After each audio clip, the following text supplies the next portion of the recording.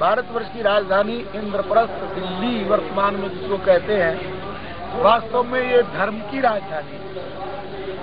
धर्म आज से 5000 साल पहले पांडवों के साथ दुर्योधन के अनाचार अत्याचार होते रहे। उन धर्मात्माओं को ये खांडव वन का राज दिया। इस खांडव वन को, यमुना के इस पावन तट को, जो भयंकर जंगल था, पहाड़ी इलाका था, उन महावीरों ने, धर्मराज युधिष्ठिर ने, भीमसेन ने, अर्जुन ने, नकुल सहदेव ने, पांचों भाइयों ने मिलकर के इसको देश बनाया। इस वन से तो इसको प्रांत बनाया, राष्ट्र बनाया और इस राष्ट्र महानगर बसाया जिसका नाम इंद्रप्रस्थ रखा। अर्जुन का उसमें सबसे ज्यादा महत्व था। इस नगर को बसाने में अर्जुन का सबसे ज्यादा महत्व था। अर्जुन इंद्र के पुत्र माने जाते हैं, इंद्र के अवतार माने जाते हैं, इसलिए प्रस्थ माने नगर होता है।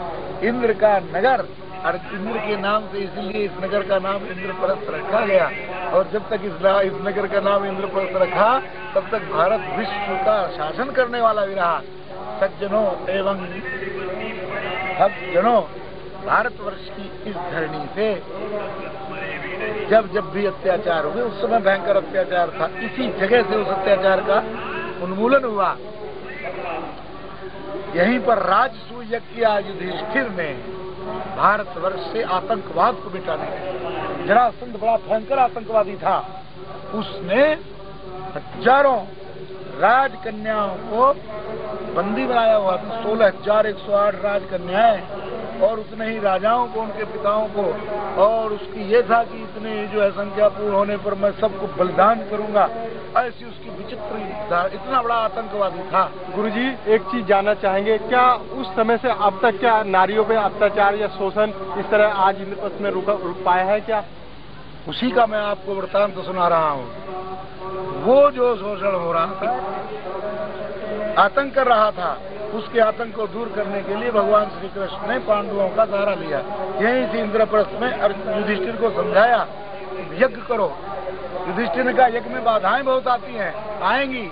सबसे बड़ी बाधा, जब तक इस आतंकवादी को समाप्त नहीं किया जाएगा, तब तक राष्ट्र में सुख शांति नहीं हो सकती, फिर उसका समन कैसे होगा। तो भगवान ने कहा, मेरी बुद्धि, अर्जुन की चतुराई और भीम का बल, हम तीनों उस आतताई को मारेंगे। उसको मारा, उसकी कैद से उन राजाओं को मुक्त कराया और उन कन्याओं को छुड़ाया। वो सब कन्याओं ने भगवान श्री कृष्ण को वरण किया। 16,108 रानियां जो भगवान श्री कृष्ण की कही जाती हैं, तो नारियों के शोषण का, पीड़न का, उत्पीड़न का, ये सुरक्षा का 5000 साल पहले का उदाहरण है।